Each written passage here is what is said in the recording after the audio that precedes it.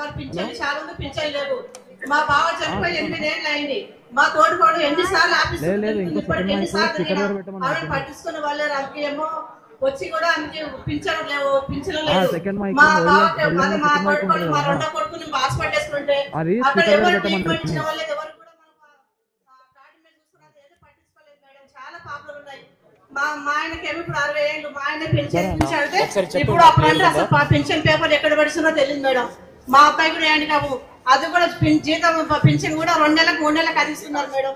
చాలా ప్రాబ్లంలు ఉన్నాయి. మాకు అవన్నీ నువ్వు చేయాలని నువ్వు మహిళా సంఘంగా కేసీఆర్ కూతురుగా వచ్చినందుకు ఆడబిడ్డగా తెలంగాణ ఆడబిడ్డగా వచ్చినందుకు మిమ్మల్ని ఎంచుకుంటున్నాం. మేము మాట మమ్మల్ని నిలబెట్టుకోవాలి మేడం. ఎప్పటికైనా నీతో పాటు మేము ఉంటాం మేడం. పని చేయాలి.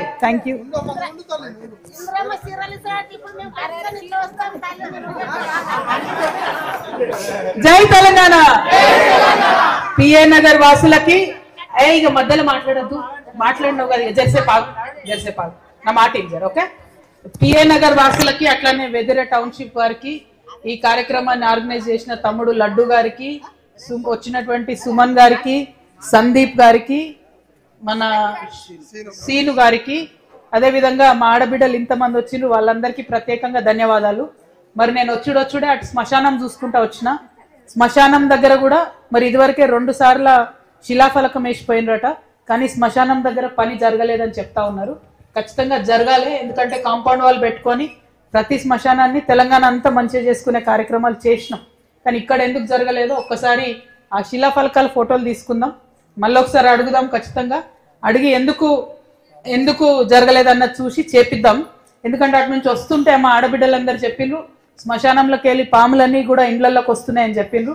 మరి చాలా ఘోరమైన పరిస్థితి ఉంది, బురద దారుణంగా ఉంది అక్కడ. కాబట్టి ఆ రోడ్లు ఫిక్స్ చేయడానికి ప్రయత్నం చేద్దాం. అట్లనే ఇక్కడ పిఏ నగర్ యూత్ ఉన్నారు, ఎవరన్నా ఓ అనండి ఒకసారి. ఓకే, యూత్ ఉన్నారు. యూత్ కి నేను చెప్పేది ఏంటంటే ఇక్కడ మీరు ఒక శిలాఫలకం చూస్తున్నారు మీ ట్రాన్స్ఫార్మర్ పక్కన. మొన్న జూలైలో వేసిరు 20 లక్షలతోని అని చెప్తున్నారు. మరి 20 లక్షలతో రోడ్ వేస్తే ఇక్కడైతే కొంచెమన్నా రోడ్ కనబడతలేదు కదా. జూలైలో వేసిరు, అది ఇలా నవంబర్ వస్తుంది. కాబట్టి ఖచ్చితంగా అడగండి, ఆ కాంట్రాక్టర్ ఎవరో తెలుసుకోండి, ఆ కార్పొరేటర్ గారు ఎవరో తెలుసుకోండి. వెళ్ళి అన్న మరి శిలాఫలకం వేసిపోయింది, రోడ్ ఏమైందని దయచేసి అడగమని కోరుతా ఉన్నాను.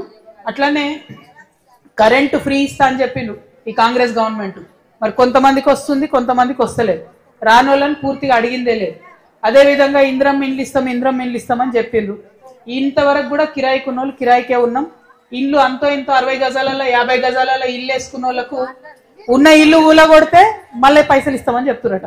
ఓకే, రేవంత్ రెడ్డి మాట నమ్మి ఉన్న ఇల్లు ఊలగొట్టుకున్నాం అనుకో, కిరాయికి వచ్చేది లేదు, ఏం లేదు. ఆయన మాట నమ్మినాం 2 ఏళ్ల కింద, ఏమైంది? ఇగో తెల్లారి పోయి పెన్షన్ తెచ్చుకోండి 4000 అన్నారు. ఇంతవరకు దిక్కు దివానం లేదు, అవునా? కాబట్టి రేవంత్ రెడ్డి గారికి, కాంగ్రెస్ ప్రభుత్వానికి మేము అడిగేది ఒకటే, మీరు ఇందిరమ్మ ఇండ్లు ఇచ్చేది ఉంటే చక్కగా ఇప్పుడు కట్టినవి చాలా ఉన్నాయి, ముందు వాటిని ఇచ్చేసేయండి పేదవాళ్ళకు. అదే విధంగా ఎవరికైతే డబ్బులు ఇస్తారో రిపేర్ల కన్నా కనీసం డబ్బులు ఇవ్వండి అని చెప్పి మేము డిమాండ్ చేస్తా ఉన్నాం. అట్లనే పెన్షన్లు, విధవరాన్లైనటువంటి వాళ్ళకి ఎవ్వరికి కూడా పెన్షన్లు వస్తలేవు. కొత్తగా ఎవరన్నా చెయ్యో కాలో ఇరిగిపోతే కూడా కనీసం పెన్షన్ అప్డేట్ అయితే లేదు. ఆ పెన్షన్లు ఇవ్వాలని చెప్పి నేను కోరుతా ఉన్నా.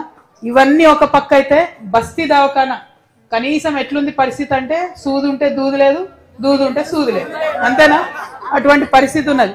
కాబట్టి బస్తీ దవాఖానా మీద ప్రత్యేక దృష్టి పెట్టాలని చెప్పి నేను డిమాండ్ చేస్తా ఉన్నా. ఇక కళ్యాణ లక్ష్మి తులం బంగారం అంటే మరి ఎక్కడుందో నాకైతే కనబడతలేదు. ఇచ్చిండ తులం బంగారం?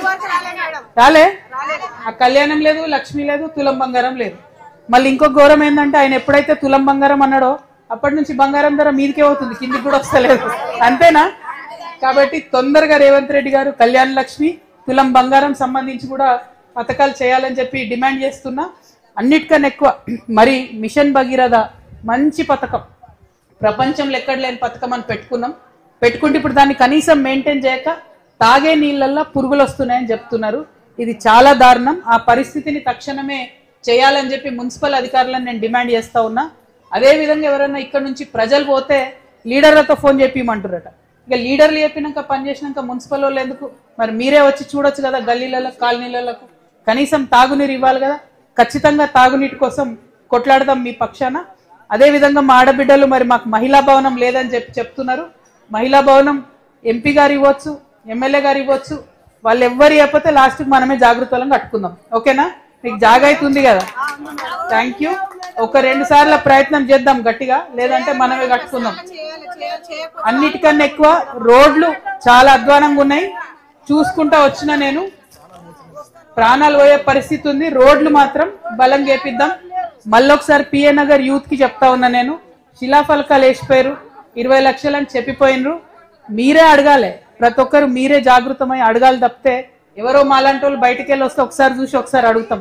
కానీ ఇక్కడ ఉండే వాళ్ళు మీరు నిరంతరం అడిగితేనే జరుగుతుంది. ఇంకొక మాట కూడా మీకు చెప్తా ఉన్నా, మీరు మళ్ళీ ఒకసారి మున్సిపల్ ఆఫీసర్ దగ్గర ట్రై చేయండి, లేకపోతే నేను కూడా మీతో వస్తాను మున్సిపల్ ఆఫీస్ కి. అప్పుడైతే పని జరుగుతుంది. రోడ్ల కోసం కూడా ప్రయత్నం చేద్దాం. ఇవన్నీ ఒక ఎత్తు అయితే నేను మళ్ళీ ఒక మాట మీకు చెప్తా. షేర్లింగంపల్లి అంటే చెప్తా ఇక నేను చెప్పేది నువ్వు జర ఇన్నా, నేను చెప్పేది